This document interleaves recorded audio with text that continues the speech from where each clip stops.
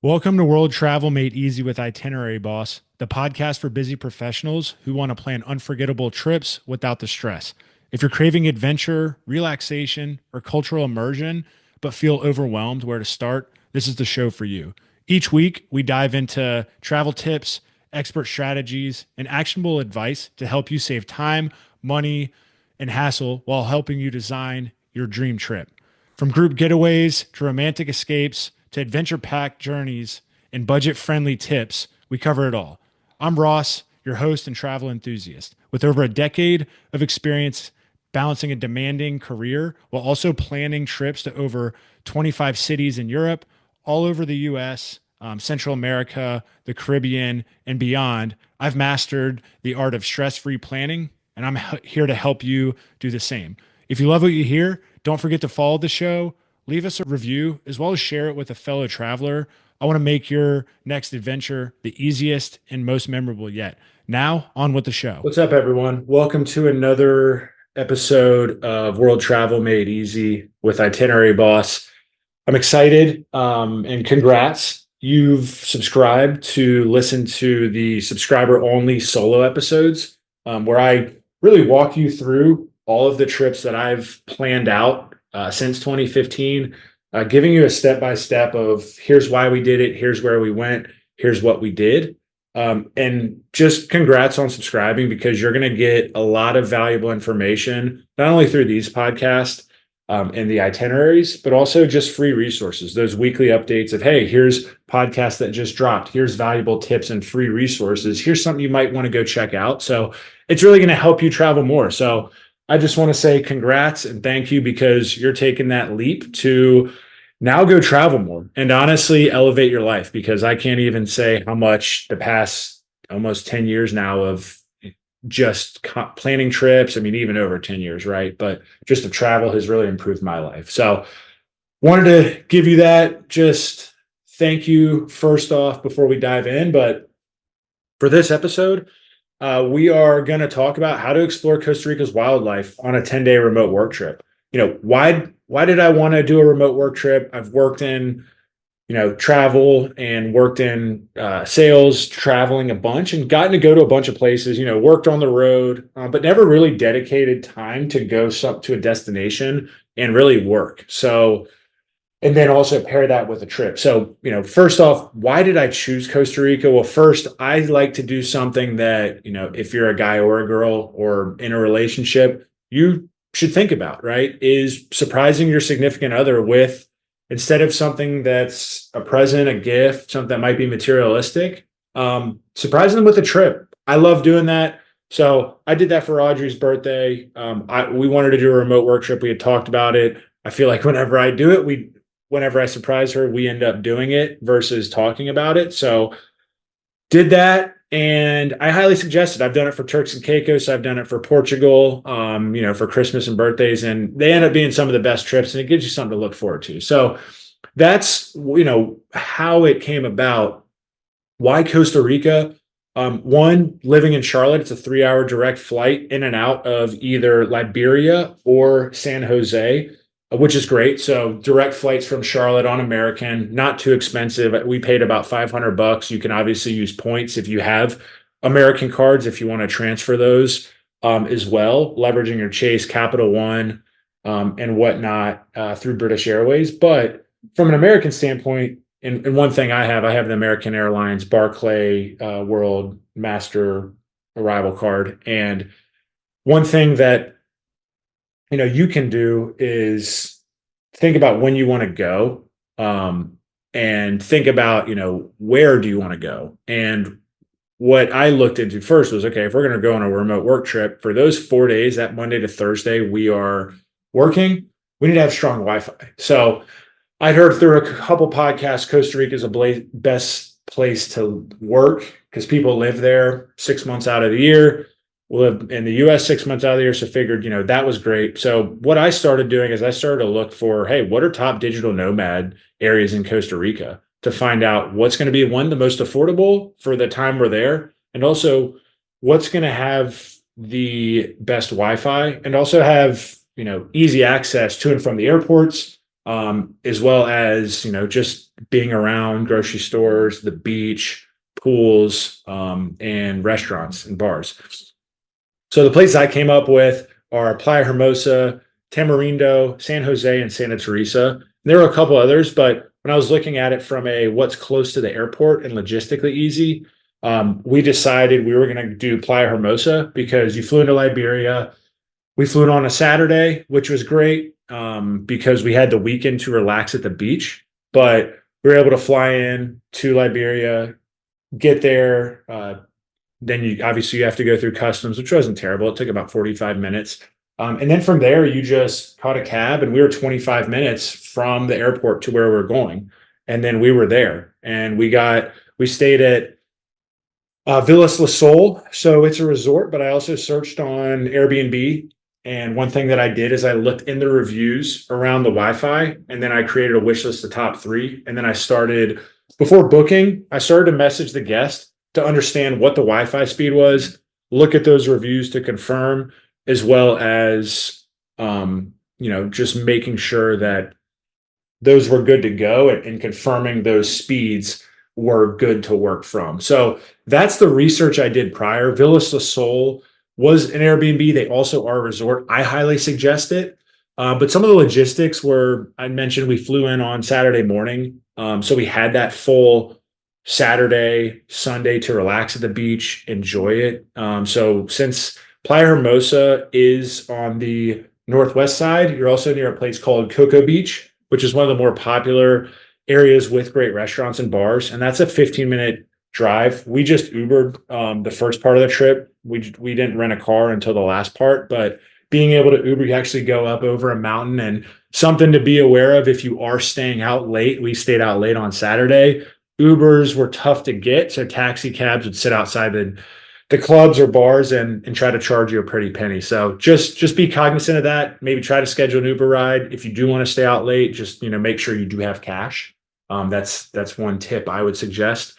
So yeah, we got the chance to enjoy that Saturday. Went out in Cocoa Beach, went to a really good restaurant, which we really liked. Had some live music, and that was called Numa Tap Room and Bistro.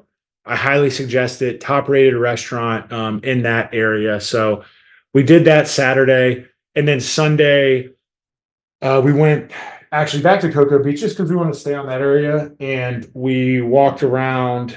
And then we went to one of the day clubs, which we really liked. And it's actually funny. You actually had to we planned to do this. You had to be a member to go in or be staying there. So we walked in, they told us that. We went and walked around on the beach, had a couple beers just walked up to one of these bars that just overlooks the ocean. It was beautiful. And from there, we're like, screw it, let's just go walk down to the beach. Walked down to the beach and went back to the day club. And we just walked up. And funny enough, like, of course, in my Larry David fashion, I'm always getting jammed up. I walk up, no shirt on, with my backpack, with a glass beer bottle, and this guy comes up and he's like, "Oh, I didn't know you could have glass." And I'm like, "Oh, either did I." And then right after that, the person's like, "Hey, sir, if you're going to come in, you need a shirt on." So like all of that hit us all at once. And Audrey looked at the guy and goes, "Do you work here?" And he just seemed like he was a grumpy old dude who was just hammered from drinking already all day. And he just like stumbled off. And we were just laughing. We were just thinking, like, really? Like, are you that stuck up and snobby that we're coming here to a restaurant to sit down and have a drink? So it was funny. We actually ended up hanging out there all day, had really good food, had drinks. So that was a good time. But from a work standpoint, right, it's an hour behind. So it's Central Time, which is great. So if you're on the East Coast, Central Time, Mountain, as well as even if you're on Pacific Time, I mean, you're still in that area of being able to work in that time frame. And what I liked is we stayed. The Villa Sol had a resort with a pool. It was less than a 10-minute walk to the beach. So, wake up, start working. I'm up early, usually working between 5 and 6. So for me, I was up at usually getting started around 4:30 And then from there, I'd work for a couple hours, and then I'd walk down on the beach before it got super hot, take, 45-minute walk. It was about a 2.5 mile round trip walk from our Airbnb to, you would walk the entire beach of Playa Hermosa, which was great because you got one, you're exercising, you got to just throw on headphones, not worry about anything. I personally liked it because it was just a lot of time of, didn't have, all the distractions, the to-do list. And for me, it gave me a ton of time just to reflect, and some of my best ideas, business ideas, personal, professional, all come when I'm on some of those trips and just reflecting. So that was great. And yeah, the resort was a 10-minute walk from the beach. And then there were a couple pools right around there. And I had a six sun deck that with a restaurant that overlooked for sunset. So we really liked that. And what I really liked about it as well is we had a patio that, right, even though we weren't able to go to the gym, we also, right, would get out there, do some push-ups, do some squats, do some one-legged Bulgarian squats on the back patio. So you had to, and it was also 90, 95 degrees. So one thing to realize too, when you do go to Costa Rica, is look at what the season is. I know rainy season starts in April, and I can't remember when it goes till, but you want to go during dry season, so that January through April timeframe is really good, but book out in advance because it is going to be a little more pricey. So Playa Hermosa was definitely more affordable than Cocoa Beach. So that's really another reason why we stayed there. But yeah, I mean, other than that, one thing that we did like is there were grocery stores. So we cooked at home the entire time. We went out to dinner one night, but we cooked at home every night for breakfast, lunch, dinner. Loved being able to have pineapple, avocado, like all the fresh fruit down there was phenomenal. So we really liked that. The place we went out to dinner was an open air tapas bar called Ginger Restaurant, and we really liked it. It was a little Asian fusion, and we could walk there from Villa Sol. So that was really cool. So yeah, we stayed there. We would go down after work. I mean, I usually would end a little earlier because I'm up at the early, and would walk down to the beach some days around 2 or 3 and just go chill, or just go to the pool and just relax, read, listen to music, whatever. Right? Maybe grab a beer or two um, during the week, which was great. But you didn't have, what I really liked is, once you got done with work, you didn't have those to-do lists after work. You didn't have, oh, maybe we should do this, maybe we should. It was just purely relaxing. You'd go down to the beach. Sunset was around 6:37 during that time. We'd watch the sunset. We'd walk the entire beach. So, I mean, we were getting in 5 to 7.5 miles of walking, right? So we were supplementing that from going to the gym, working out. So you're getting your exercise in, and you were eating healthy since you were cooking and getting all those groceries from the store. And the fruit, the veggies were so good that I felt like I came back losing weight because I was in a 95-degree sauna the whole time. So from there, we ended up renting a car. So we rented a car from Avis because once Thursday hit, no, I'm sorry. Once, yeah, once Friday hit, we drove so we worked Monday to Thursday. Once Friday hit, we got a rental car from Avis Rent a Car, which was right near the airport. So we just Ubered up there, and we made sure to get all-wheel drive because of the terrain, and make sure that you get all-wheel drive if you are going up to where we went, which we went to Monteverde, it's about I'd say 2.5 hour drive with going up, but once once you get up into the mountains, it is pretty steep. I mean, and there's potholes, it's gravel, and I mean, that drive was pretty scary, but also pretty cool. So we had a blast, and it was cool to drive up through that. But once you got there, Monteverde was, I mean, it was amazing. We loved it. We went to a couple places. So when we did get there, we stopped at the Monteverde Brewery, So got lunch there, which was awesome. They had really good beers. And then from there, we checked into our hotel, which I'll link in the show notes, but that was amazing. I have some videos on my social. It was a what do you think? It was just a dome, and it just looked like you were in Costa Rica from what it looked like, but it had a outdoor patio kind of porch that just overlooked the entire cloud forest that kind of hung off a cliff. So that was one of the coolest places we stayed. It had some swings, so we got to watch the sunset, and we just hung out that night. We were tired from the travel, and we just wanted to enjoy the Airbnb because and just enjoy relaxing. So highly suggest that. I'll link to where we stayed in the show notes. And then the next morning we woke up and did the Cloud Forest tour. Make sure you do that. That was pretty cool. Even if you do the tour, you don't have to. You can just go to the Cloud Forest and walk around and do the hanging bridges. It's minimal cost, but yeah, I mean, make sure parking, get there early because parking and then they close to a certain amount of people. So make sure you at least get tickets, get there early and do that. So yeah, then from there we just went and grabbed lunch, which was good.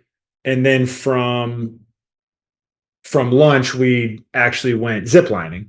So highly suggest that when you're in Monteverde. The ziplining was unbelievable. They take you through, gosh, I think it's like 10 lines, but you also do, when you start, you do a Tarzan swing, and that was very cool. So they pretty much start you off saying, okay, well, we're going to make sure that you're not scared. So here's what we're going to do. And they send you down a Tarzan swing. And then from there, you kind of get the jitters out. But then you go down that. The guides are great. I felt safe. There were a couple that we did have it was kind of funny. We did have to stand on this one tree where everyone was hugged on this one tree. And we were just waiting there for a while. But yeah, it was a good time for sure. So they end you off too with a half-mile tour or a half-mile zip line. So that was that was a little scary, but it also was cool because you come out of the woods and you go over this ridge, and you kind of can see all of Monteverde, and just beautiful, right? So that was that was amazing. And then from there, we grabbed some drinks at this place right near it that had a cool patio and from a sunset standpoint, just watched the sunset there and got drinks. And then from there, we went to, and this is something you should do well in advance. I lucked out. I didn't even know they had this, but then when I got closer, we also were busy with getting engaged, a wedding, planning, going to Park City, moving, getting a house, da da da. So from a little bit last minute from my standpoint, but make sure that you book San Lucas Treetop Dining Experience well in advance. So we did that at 8:30 at night. So that was, if you're going in some of the wet months, that's good. But from a sunset perspective, if you want prime time, make sure you get that sunset spot. It ended up being like 160 a person, but it was a 7 course or 9 course meal, sorry, that takes you on the really a road trip around Costa Rica. So they do different types of tapas, appetizers, food in the different areas of Costa Rica. So you got to taste Costa Rica and just some of the best food that we had, and very cool experience. And they gave you, it just highly suggest it. You'll know if you go. The place that after take a step back, the place that we went to after we went to the zip line was called Cafe Cappuccino. You'll see it right when you go down the hill from there. So, but again, that San Lucas Cafe treetop experience was phenomenal. And then from there, that's what we did in Monteverde. I mean, it was just a cool experience. Highly suggest it. 2 days was perfect. Then the next morning, we did breakfast at Stella's Monteverde. Very good. Highly suggest it. Go there. And then right across the street from there is the Monteverde Coffee Center. So you can grab a coffee. And then from there, we got in our car and drove to La Fortuna. So that's about a 3 hour drive. Not as near, it's bumpy. You do have some patches at the beginning that you have to go down hills, and there's some of that Monteverde terrain, but you get to more leveled, let's just say,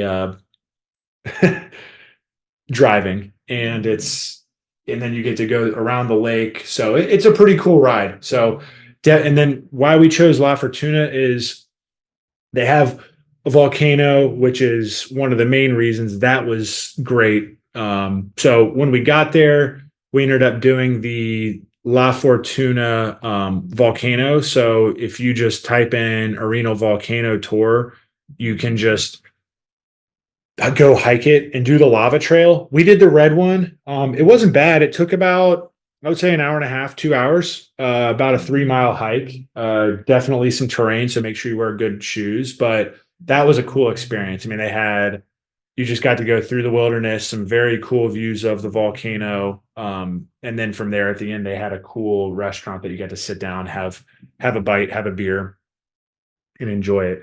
Then from there, we went to the La Fortuna waterfall. Make sure you get to skip the line ticket, but also it closes at 5 p.m. So make sure that you get there well in advance. We got there like 4:15, and they were like, "Do you guys really want to go down?" And we like ran down, got it. There wasn't anyone there, but make sure you're doing it either at the beginning of the day or even, I mean, if you want to do it at the end of the day, you can, but just be aware and get that skip the line ticket. From there, we did El Salto, and then there were some arenal hanging bridges that we did not get to do just based on time, which was fine because we had gotten to do those at Monteverde. We got to check into our Airbnb, which was very awesome. It was called the Villa Jade. It's on Airbnb. You can see it on my socials, but the title was A Volcano in Your Back Garden. We absolutely loved it. It was massive. It had a jacuzzi in the backyard, so you could look at the volcano from your jacuzzi. And yeah, it was we had a blast. The Airbnb was great, and I would highly suggest staying there. The next morning we did an ATV tour, which I strongly suggest, and that was cool. It was 2 hours. We got to kind of go around everywhere in Costa Rica, and we just had, or not in Costa Rica, everywhere in La Fortuna. Got to see the volcano. Got to go down into the rainforest. Got to really just see all of wildlife. So we had a blast there, and then from there we went back. The place we were staying at actually had hot springs, which we liked, and or the Airbnb we stayed at had hot springs connected to the hotel that you had to drive through, so it was connected to the resort. So we went down there, just enjoyed the hot springs, enjoyed the bar, and yeah, we really enjoyed La Fortuna. We were there for 2 days. And so we got there on Sunday, and we were there Sunday, Monday. And then Tuesday, we had a flight home our flight didn't leave till like 2. So it was about a 2 hour drive to Liberia. Luckily, I saw some air that was coming out of one of our tires, and I actually took it up to one of the tires, no, to the gas station to fill up on gas. And I asked the guy, "Hey, do you think this is leaking tires?" And they just right then and there said, "Yeah, you are. You picked up a nail," but they were able to fix it right there for $8. So pretty cool. Thank God we did that because we drove back, got on our flight Central Time. So right, we were back by 7 o'clock. One thing that I highly suggest is, and Audrey learned this lesson, I've had global entry, but when you get back from places outside the US, you have to obviously wait in customs lines. So the global entry line was long, or not the global entry, the customs line was longer than I've ever seen. And we waited for like over an hour just in that line to get back in. And, people were pissed off because they had, layovers, which is, I get. but I have global entry, and I saw someone walk up, bypass the entire line, do it. So that day she signed up for global entry and has an appointment. And yeah, we're going to have that when we get back from Greece. So knowing our luck, there will be no one in customs lines when we get back, but highly suggest that if you're a Capital One venture card holder, if you are a Chase Sapphire, and there's other cards too. Those are the two main ones I have, and I got it so long ago that I've had it. But if you're one of those owners, you can then pay. They will reimburse you $100 for that TSA pre-check and global entry. So highly suggest getting that if you're traveling abroad. It's a game changer. You get to bypass the line, but that's one of the reasons we went to Costa Rica. I would go back in a heartbeat. We loved it. 3 hours there, 3 hours back via flight, and you can go to San Jose, you can go to Liberia, and you can then kind of map out your area. But San Jose, if you flew in, you could have done the same thing. You just wouldn't have gone to Playa Hermosa. You probably would have done La Fortuna. You also could have done uh, Yaco Beach, down near. So you would have flown in, and that's like an hour and a half. And then if you didn't do that, there's another place, and we've already talked about wanting to go back. Um, but yeah, we're excited to do that, and really look forward to it. Yeah, but there's another beach down below. It's one of the main rainforests, and I can't remember exactly what it's called because we didn't go. Manuel Antonio. So it's a national park where you can go see a bunch of different animals. So highly suggest it. But appreciate everyone tuning in. Hopefully you found this valuable. If you have any questions, any feedback, any ways I can get better on these solo episodes, please feel free to shoot me a DM, share. Hopefully you find this content valuable, and you'll be getting weekly email updates, which is really going to help you travel more with valuable tips, resources, some of the more podcast interviews that I have coming up with guests, more of these solo episodes where I will talk about a lot of the Europe trips I planned out for bigger groups, right? I'm going to do a snowboarding series where I walk you through each of the places we've been all over the country since we started planning those in 2015. So a lot of good stuff coming. Really appreciate everyone tuning in again, you subscribing, taking that next step and wanting to travel more. So you guys already probably do. You all probably do follow. So give it a follow on Spotify, Apple, Amazon, as well as make sure you rate and review the podcast, leave comments in the notes to improve, and go visit the website if you want more information at itineraryboss.com, and you can follow me on all my socials at itinerary boss. Hope everyone has a great rest of your week. I look forward to the episode coming out next week, and peace.